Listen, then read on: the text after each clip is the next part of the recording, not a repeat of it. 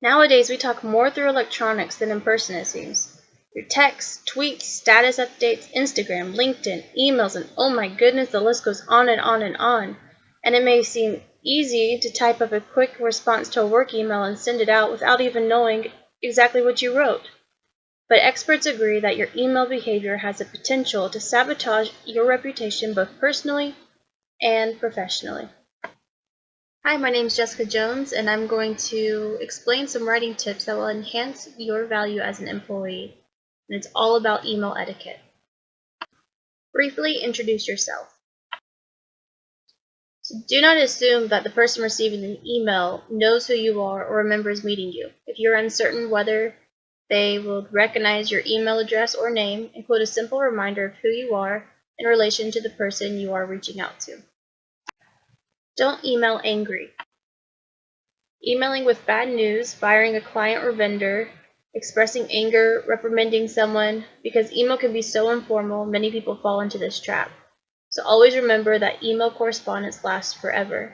And also don't forget that when you use exclamation points and all caps, some people might think that you are angry. So keep that in mind. Be careful with confidential information. Refrain from discussing confidential information in emails such as someone's tax information or a highly sensitive business deal. Should the email get into the wrong hands, you could have some serious, even legal repercussions.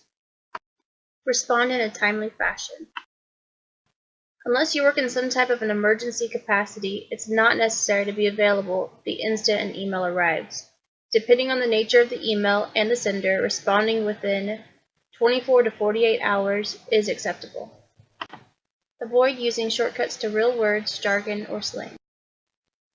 You want to make sure that you don't look unprofessional in your emails, like shortcutting your words by putting "for you" by the number 4 and the letter U, or adding a smiley face at the end of your emails. Just want to make sure that you keep yourself professional. Keep it short and to the point. Be concise and use lots of white space. You don't want to overwhelm the one receiving the email. Make sure that you look at what you're sending and it doesn't look like a burden to read. Feel free to use bullet points. The person reading your email should not have to dig through several paragraphs in order to figure out what you're asking. You should state the purpose of the email within the first 2 sentences. Be clear and upfront. Your email is a reflection of you. Every email you send adds to or detracts from your reputation. If your email is scattered, disorganized, and filled with mistakes, the person receiving the email is inclined to think that you are a scattered, careless, and disorganized business person. Other people's opinions matter, and in the professional world, it could be critical to your success. So the next time you sit down to type up an email, remember that email etiquette really does matter. This semester I had Anthony Matthews as my mentor, and he helped me review my documents and also had answered some questions about careers after graduation. So I found it really helpful to have a mentor just because he's been down the same path that I have and was able to answer a lot of questions for me.